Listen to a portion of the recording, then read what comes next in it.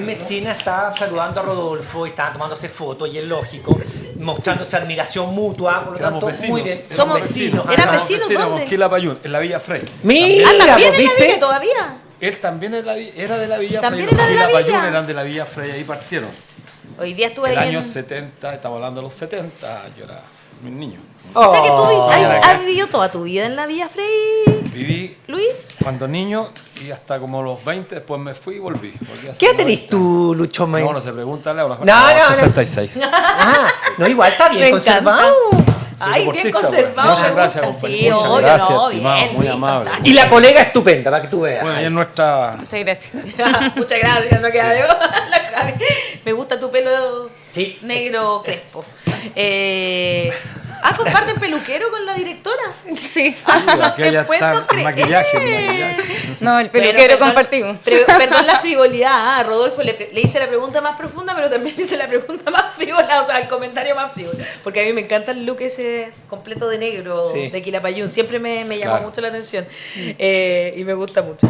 Oye, después de conversar estas cosas, que también... Son parte de la vida. Sí, además que, bueno, yo vivo cerca de la Villa Frey también, entonces Sí, pues nos para mí es encontramos como mi siempre. barrio, Sí, es sí, como... sí, Y por ahí tengo que decirte un par de cositas para preguntarte, pues que me apoyes. Resulta que vamos a conversar hoy día sobre todo lo que tiene que ver con trabajadores y trabajadoras en el proceso constitucional en curso.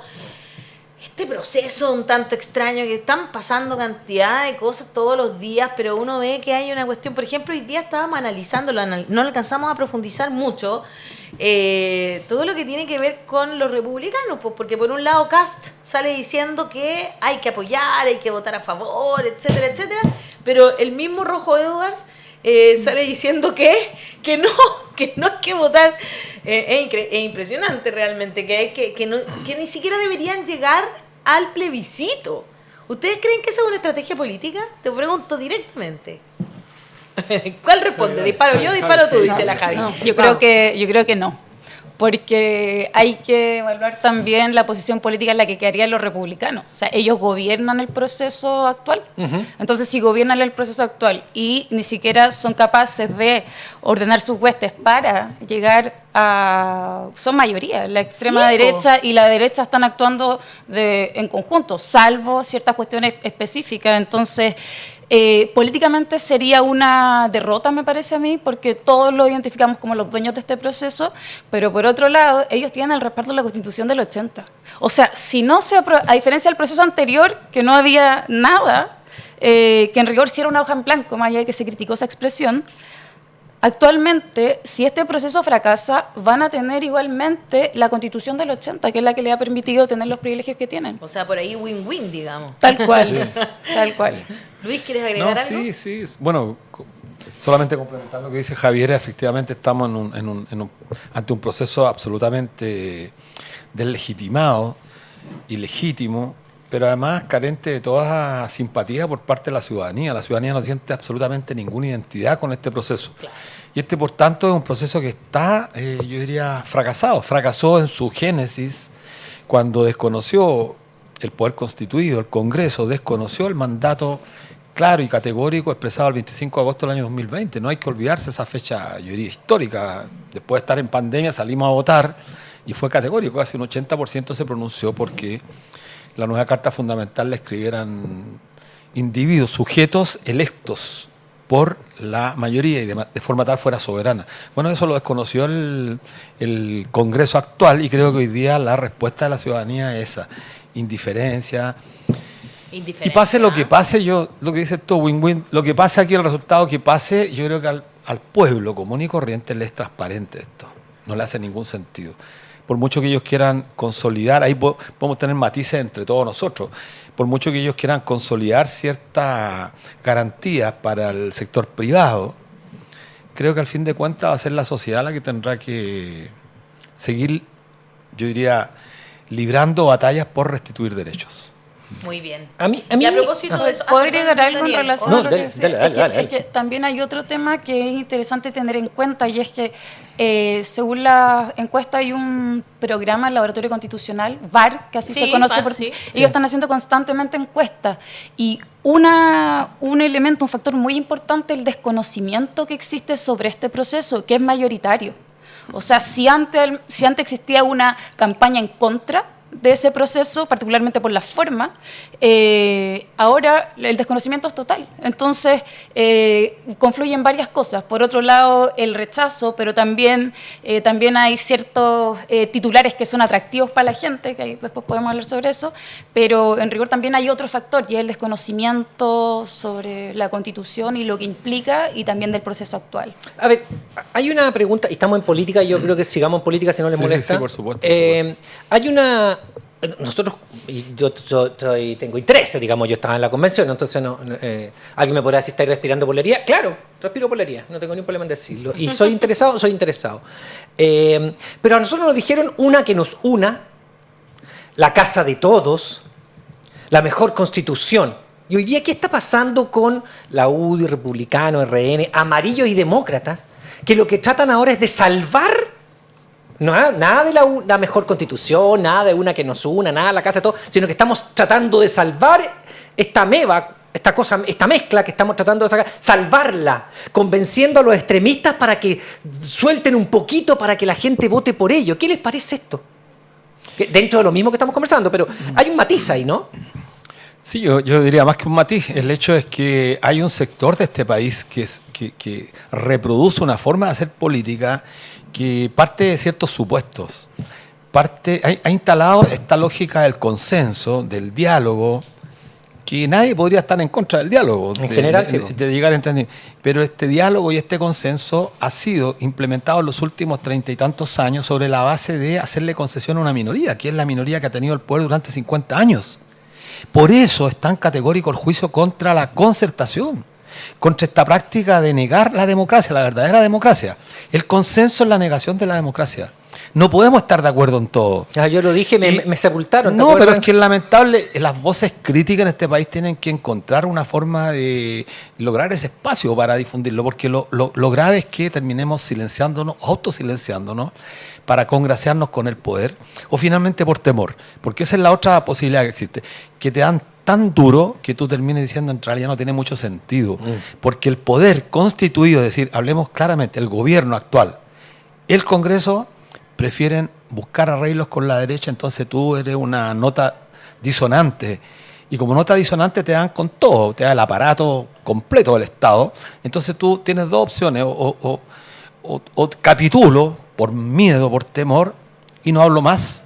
Y la otra es que sigan librando una batalla. Y creo que las grandes transformaciones en la humanidad nos dicen que, bueno, son voces a veces aisladas, pero que finalmente son representativas del pueblo que no puede expresarse. Y creo que en ese sentido tenemos que seguir batallando para que no se llegue a acuerdos, mira lo que voy a decir, para que no se llegue a acuerdo en este país sobre la base de conculcar más derechos. Porque el acuerdo que está buscando, y es lamentable tener que decirlo, un sector importante del Congreso, importante del oficialismo, una parte muy importante del oficialismo con la derecha, es llegar a un acuerdo que en términos concretos va a consolidar este modelo de despojo que durante tantos años se ha mantenido, y además que el pueblo salió hace 4 años a criticar, a cuestionar.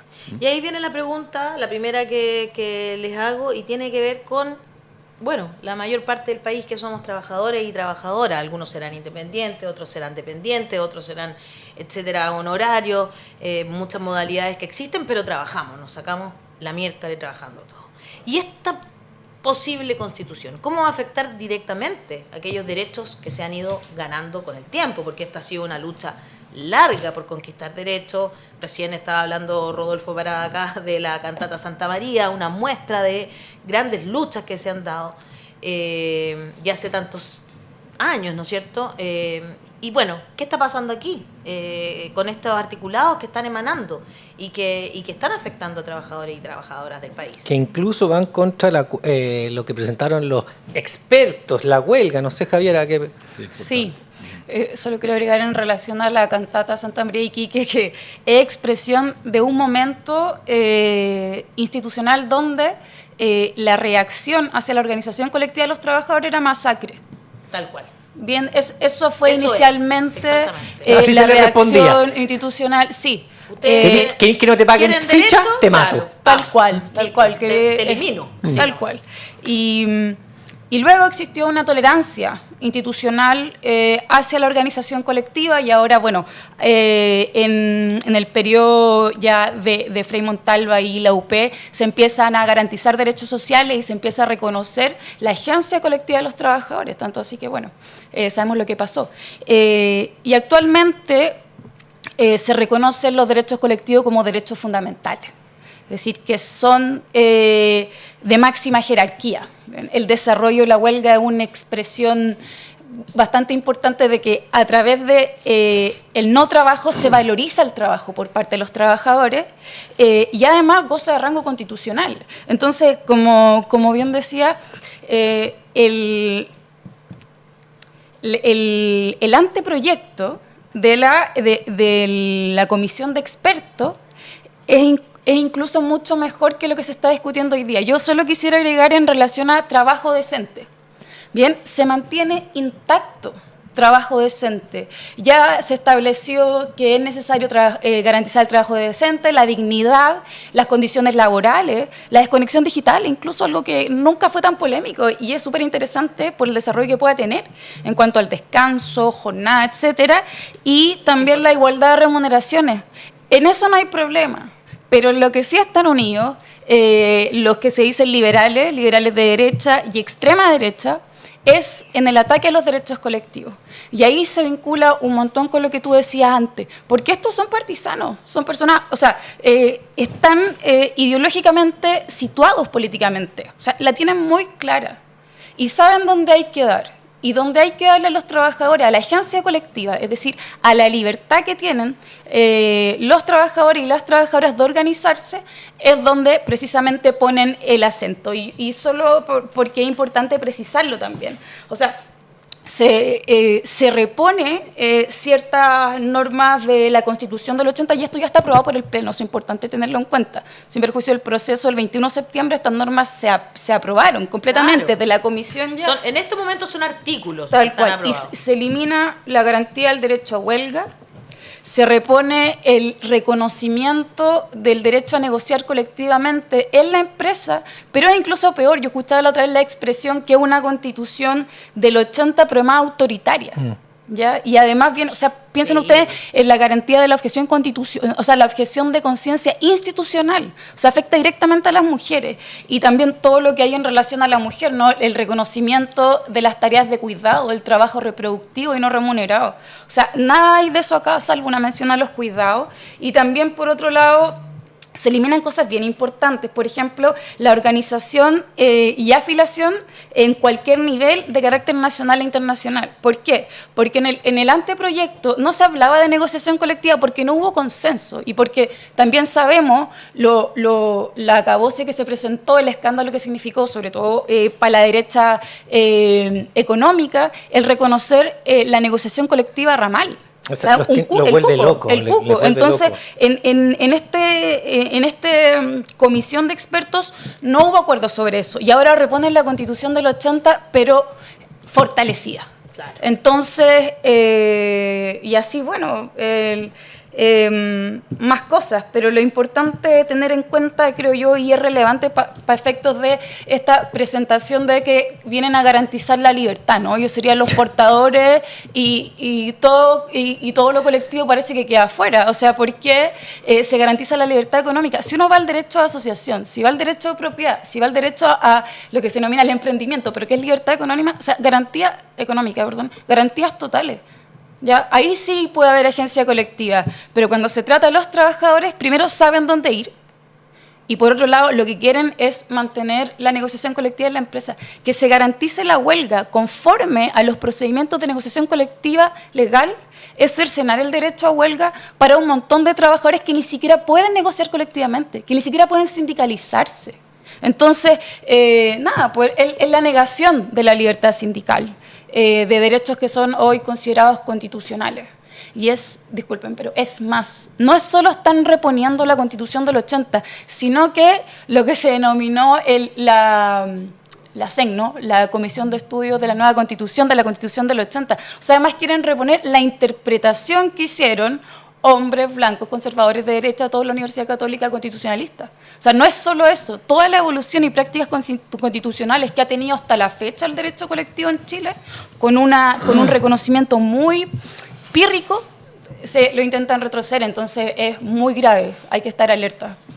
Qué fuerte como lo plantea, uno queda pero con una desilusión enorme, porque son cosas que ya se han ido conversando, pero cuando haces este análisis, Javiera, uno queda con más desazón todavía y con mucha preocupación también, porque también la seguridad social también está en el fondo, que ¿En es algo que te ha entredicho, convocado dices tú? tanto a ti, Luis. Claro, como seguridad social, como ese concepto, digamos, como que quedaría prácticamente fuera. Sí, bueno, es que no debiésemos sorprendernos. Sí. No, Yo no creo, es sorpresa, claro, es como desazón, porque ya es es como que que uno yo ha creo dado que tantas batallas. claro, en materia de derechos sociales lo que está haciendo los republicanos, la derecha en definitiva, hay que decirlo claramente, es reforzar en la propuesta, en este proyecto de nueva Constitución, reforzar esta idea que está instalada en la Constitución del 80, que el Estado garantice estos derechos a través del otorgamiento de las prestaciones, valga la redundancia, a través de instituciones públicas y privadas.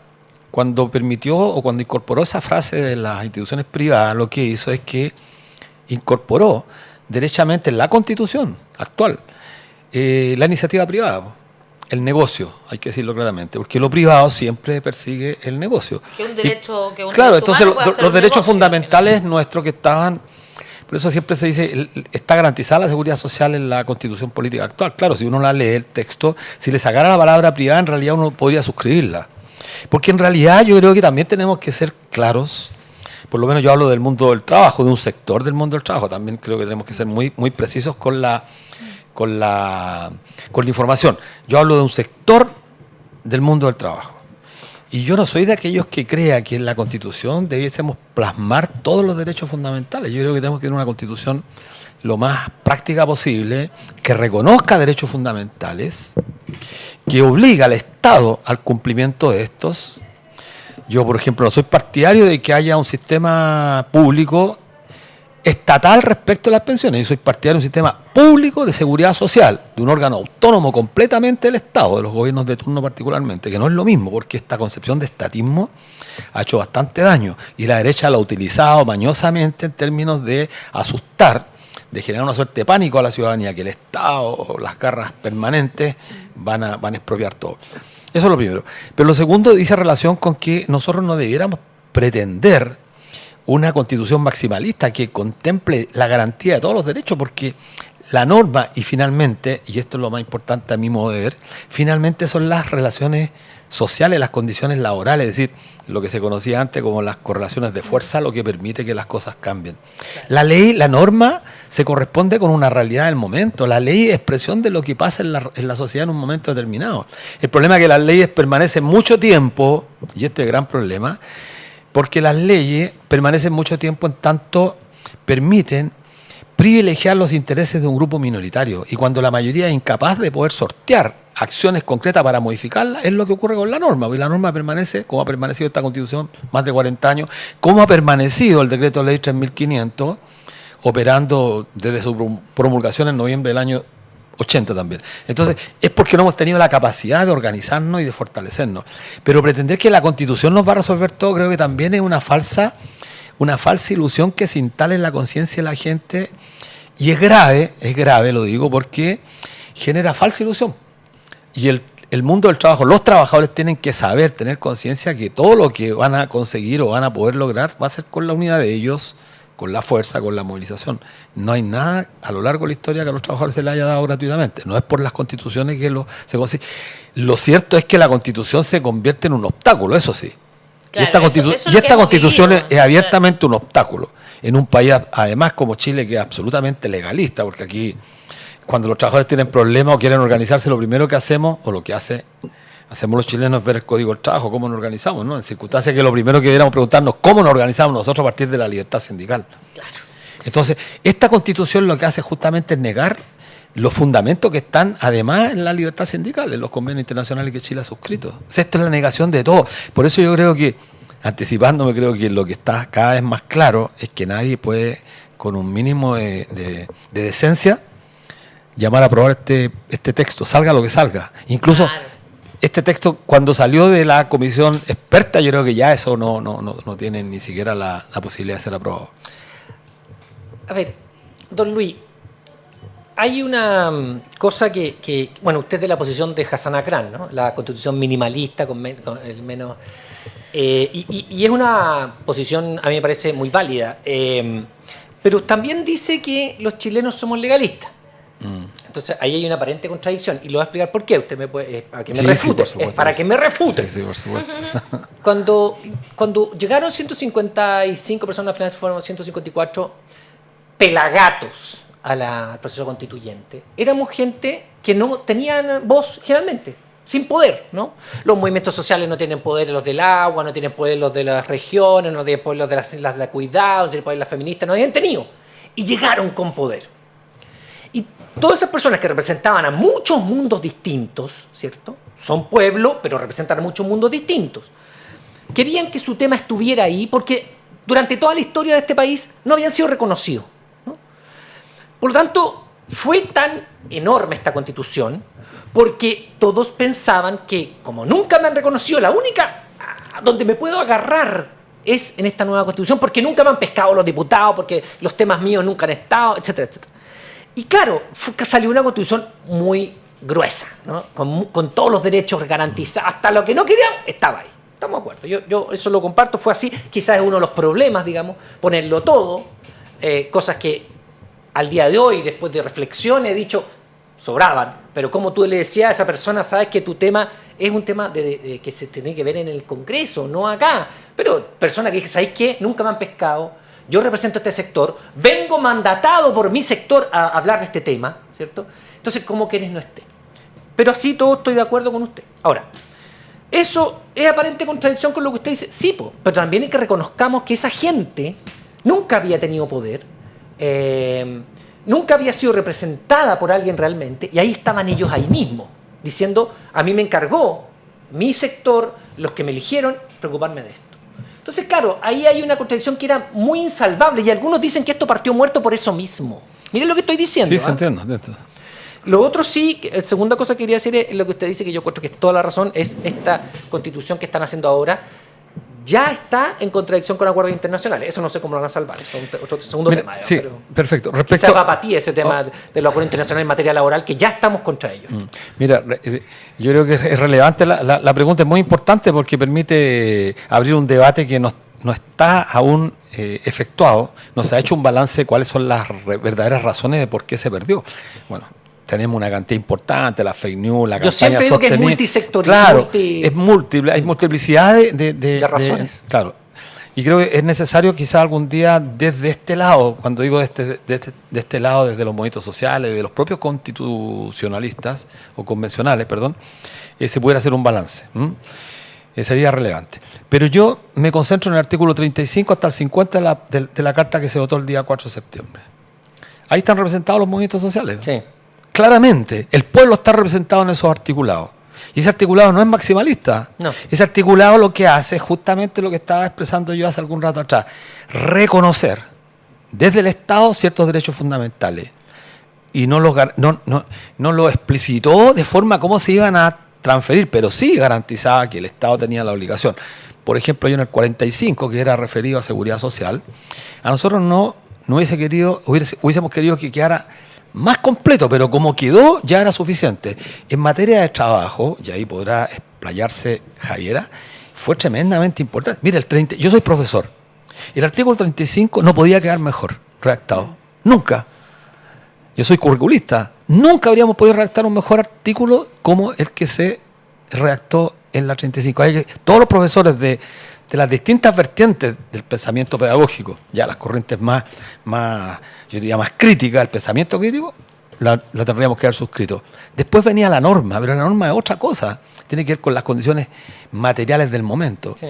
Eso no era maximalismo. Ahora, hay otros aspectos, yo estoy hablando del 35 al 50, ojo. ¿Cuántos artículos tenía esa 15, propuesta? No, pero la propuesta tenía mucho. ¿Cuántos eran los artículos completos de la carta? No, sí. Entonces, claro, hay aspectos que no eran representativos del conjunto, pero el tema de la vivienda, por ejemplo, que por primera vez estaba configurado en la Constitución, representaba a todos, desde Arica a Magallanes. Sí.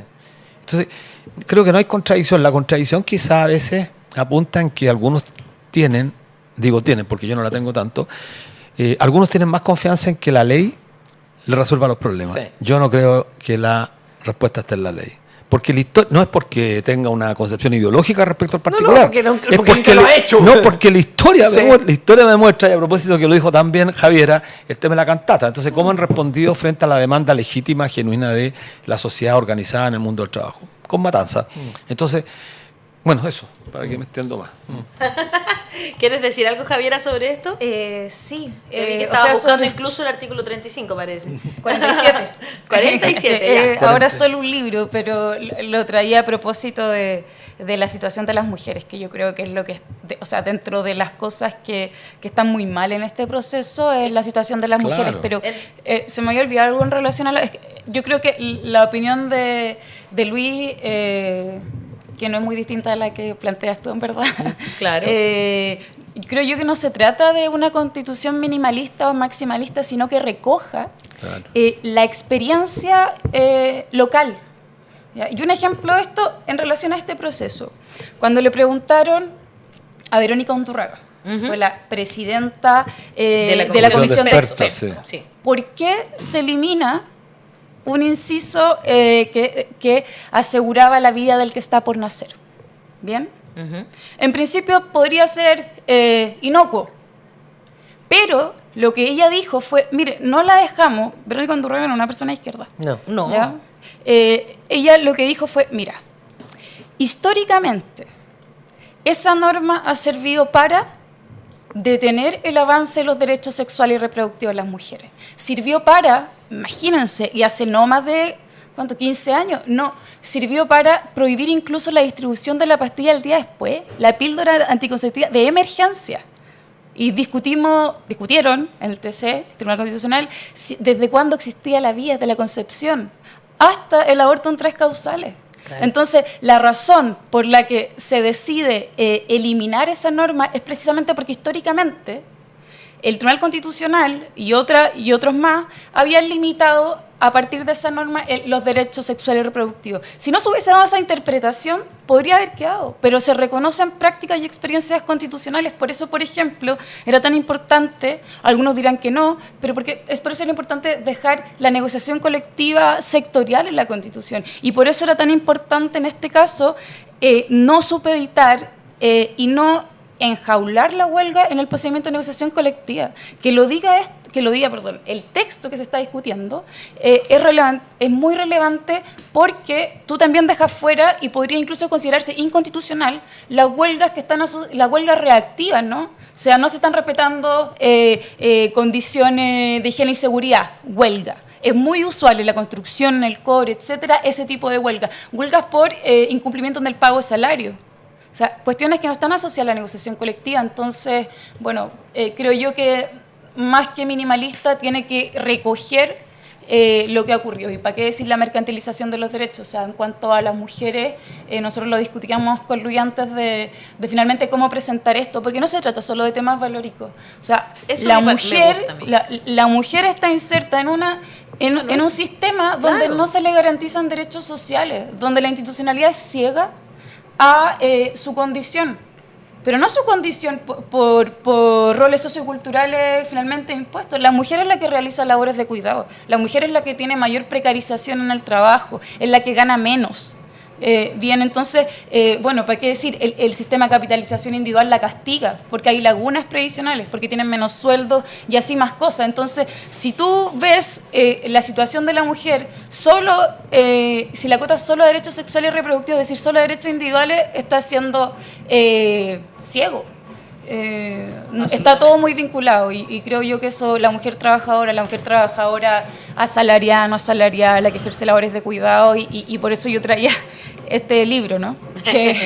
Sí, que en dejaba los materia, cuidados, por en ejemplo, materia claro. de protección a la mujer y el reconocimiento de no solo la igualdad material, sino que la igualdad, o sea, no solo la igualdad formal, la igualdad material, era importante, y eso es una de las cosas en las que ha sido completamente regresiva la discusión actual. En muchas partes del mundo eso se está conversando en la actualidad. La semana pasada tuve algunos seminarios sobre eso y efectivamente es una temática como para poder cambiar a la corresponsabilidad, que es una cosa cultural al final. Tenemos que intentar que los cuidados se entiendan de manera colectiva, como sociedad, digamos, ¿no? Y eso, bueno, está siendo lo más difícil en este momento. Oye, ya como para ir cerrando, me gustaría hacer una pregunta que es un poquito más general, ¿no es cierto? Y que tiene que ver con una conversación que tuvimos hoy día. Porque ayer se viralizó mucho una cosa que hizo Jorge Alice, que mostró los precios de los supermercados en Europa, digamos, en la Alemania específicamente. Y la verdad es que en el bolsillo, ¿no es cierto?, hay una crisis económica, hay una contracción económica que afecta directamente a los trabajadores y a las trabajadoras, cuyos sueldos, con esta situación, digamos, se merman, porque es efectivo.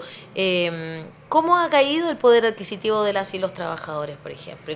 ¿Y cómo afecta esa contracción económica a cada uno de nosotras y nosotros? Bueno, son muy graves. La situación está golpeando fuertemente a los trabajadores, al punto que hoy día, antes de ayer votaron la huelga a los trabajadores de La Escondida, Minera La Escondida. Sí. Es muy importante, bueno, expresar nuestra solidaridad desde acá, porque son trabajadores de un sector que obtienen una renta gigantesca. El capital, comparado con el resto de trabajadores, el capital en la minería en Chile es la que logra, es la mina más grande del mundo, y logra un retorno al capital que es francamente exorbitante.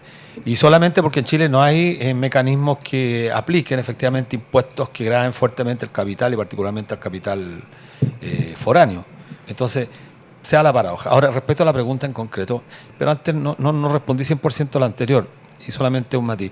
Mira, en el tema de las pensiones creo que es fundamental hoy día, con mayor razón, y a todos nuestros auditores decirle, a los auditores de este programa, que más que nunca ahora hay que presionar fuertemente a todos los políticos para que las mujeres, a propósito de lo que decía Javiera, puedan acceder a la pensión garantizada universal a los 60 años. Ay, no a los 65. Pero sí. esto es brutal. Sí. La discriminación parte del sistema y Mario Marcel ha sido uno de los grandes artífices de liquidar a las mujeres cuando creó el Pilar Solidario, puso como condición que las mujeres tenían que tener 65 años y no 60, como estipula la ley, para acceder a los beneficios. Ahora lo reafirma. Pero lo más grave es que la ministra Janet Jara se lo hemos planteado y también está en contra. Y yo creo, invito a los auditores, aquí uno se gana a veces muchos adversarios por decir algunas cosas, pero a mí me importa bastante poco ganarnos adversarios cuando estamos hablando con lo que nosotros creemos que es justo.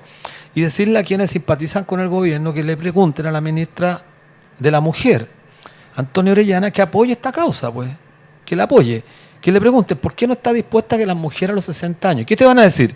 No, es que no hay plata, mentira. Esto se cubre fácilmente con el tema de las exenciones tributarias, que requiere de una decisión política de quién, del presidente de la República, que ahí tiene facultades propias. Eso primero. Y respecto a lo que tú planteas, por supuesto que los salarios, la caída de los salarios se está produciendo y las cifras son irrefutable.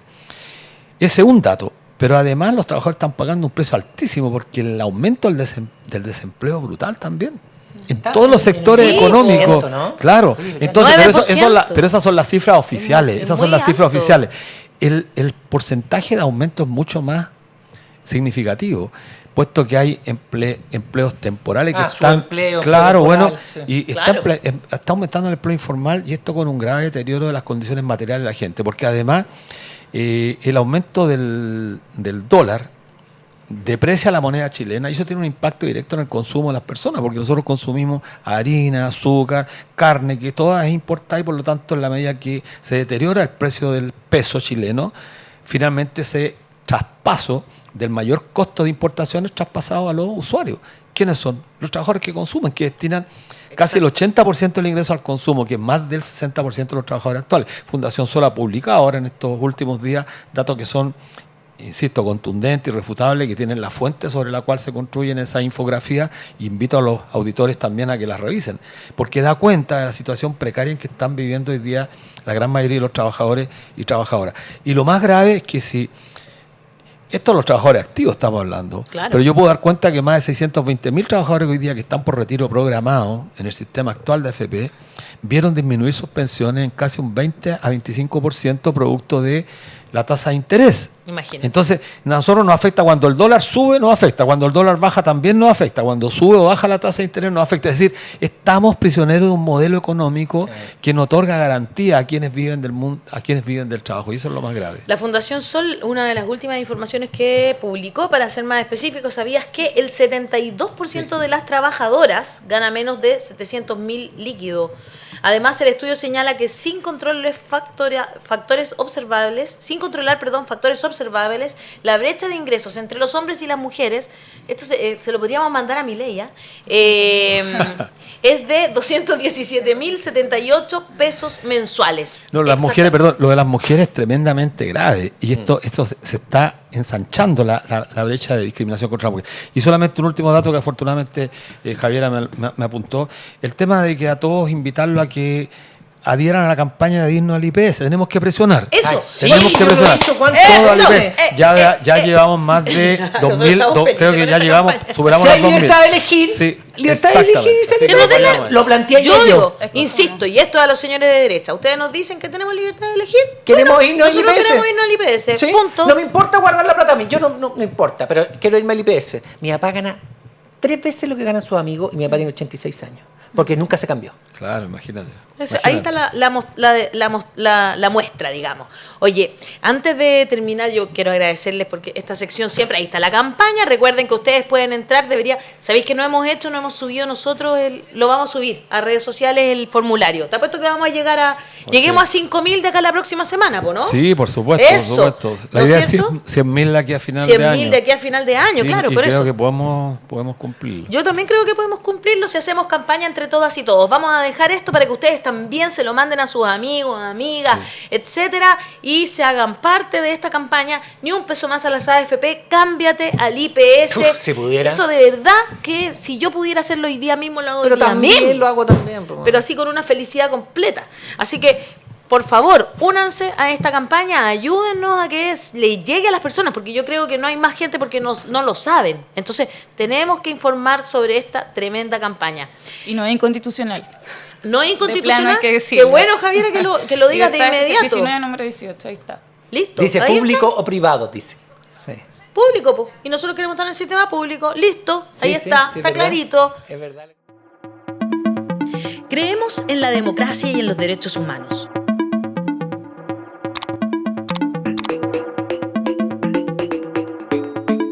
Somos independientes de los poderes fácticos. Llevamos más de 3 años generando contenido y periodismo interpretativo. Queremos una sociedad más justa, con derechos y economía sostenible. Le damos voz a los que importan.